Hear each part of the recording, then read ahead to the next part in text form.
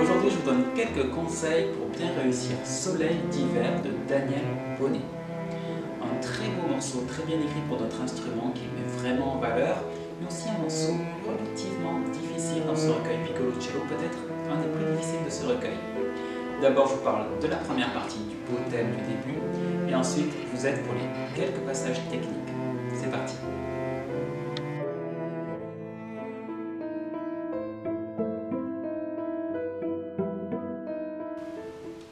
Sur ce thème du début, peut-être un petit mot déjà sur le rythme, qui n'est pas facile et qui revient en permanence sur ce morceau.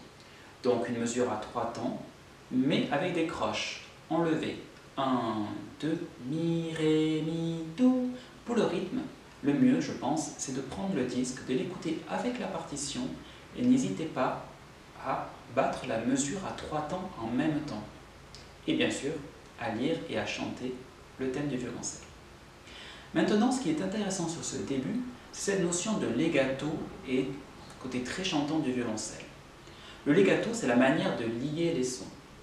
D'abord, je vais vous parler du legato de la main gauche. La première chose, c'est réussir ces démanchés très expressifs.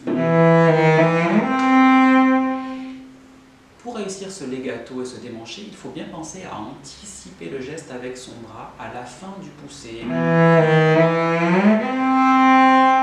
À chaque fois, on anticipe ici pour que la main gauche soit toujours en mouvement et toujours prête à jouer les bonnes notes. La deuxième chose pour la main gauche, c'est le legato quand on change de corde. Toujours bien anticipé ici avec sa main gauche, toujours au début, il y a ce démanché. Et ensuite ce changement de corde qu'il faut bien anticiper avec sa main gauche, bien préparer ses doigts. Ici, bien sûr, 3 doigts passés à côté. Mais là, de nouveau, je peux anticiper le changement de corde. Et ça crée aussi du lien entre les notes. Enfin, bien sûr, le legato, c'est aussi l'archet. Dans la manière de bien enchaîner, bien sûr, les différents coups d'archet de manière horizontale d'abord.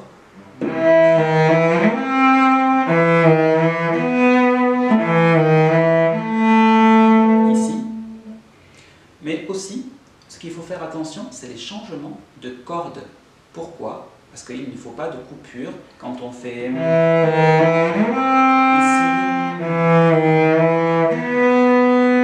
Pour bien y parvenir, toujours aussi anticiper à la fin du coup d'archet le changement de corde à venir.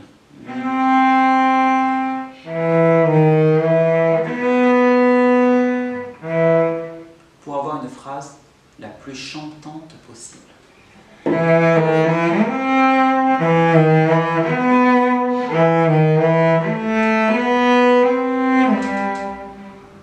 Voilà pour le premier thème. Je vous parle maintenant des passages techniques.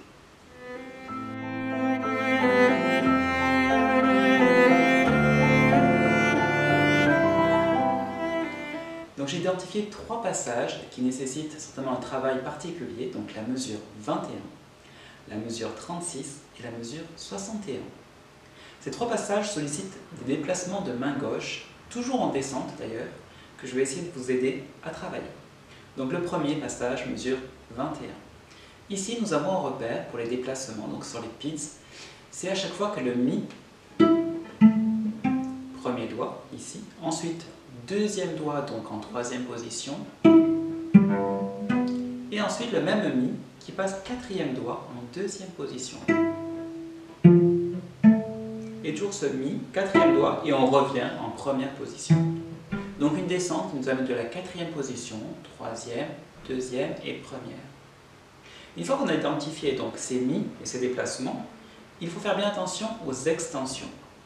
Donc, premier piz, pas d'extension. 3e position, attention, extension arrière. Après le Mi, 4e doigt en 2e position, extension encore arrière pour le Fa bécard. Et enfin, le déplacement pour revenir en 1re position. Passons maintenant au deuxième passage. Donc mesure 36. De nouveau, et ça sera pareil pour la mesure 61, une grande descente ici qui part de la 4e position. Mais beaucoup de demi-tons, de dièses, des choses difficiles des fois parfois à trouver. Dans ces cas-là, il faut un petit peu décomposer ce passage. Ici, j'ai identifié en fait tous les premiers doigts. C'est eux qui vont nous servir à descendre cet escalier en arrière. Le passage commence en 4e position, donc le premier doigt est sur le Mi, ici en 4e position. Mesure 37, nous descendons d'un petit étage, Sol, Ré dièse. Mesure 38, nous descendons encore d'un étage un peu plus important sur le Do dièse. Et ensuite sur la mesure 39, sur le Si dièse en demi-ton.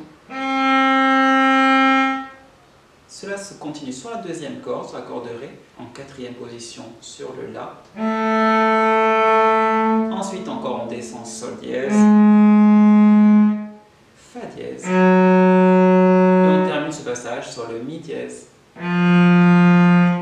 Une grande descente donc, il ne faut pas hésiter à travailler dans ce sens comme écrit, mais aussi à l'envers, en partant du Mi dièse, on remonte le Fa dièse, Sol dièse, La, ici attention, Si dièse, donc comme un Do bécard, et on remonte.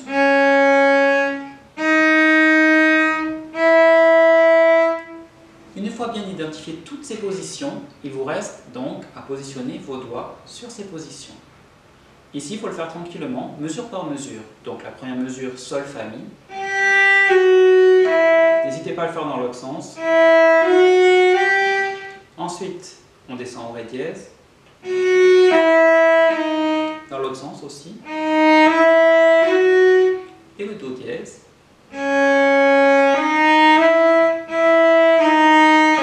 Et le Si dièse.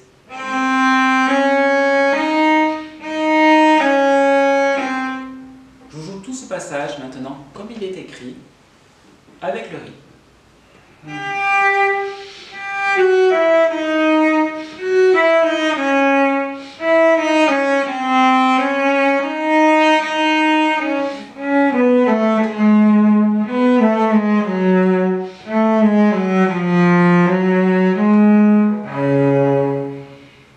Est-ce que vous avez reconnu les différents changements de position? Voilà, n'hésitez pas à décomposer le passage et à le reformuler à votre manière pour bien visualiser chaque position. Dernier passage, mesure 61. Le même type d'exercice que je ne referai pas en entier ici. Donc il commence par la 3e position et qui descend. Pareil, identifiez bien les premiers doigts. Tous les changements, à chaque fois, cherchez bien où se trouve le premier doigt et vous trouverez les bonnes positions. Bon travail et à bientôt sur Tuto Cello.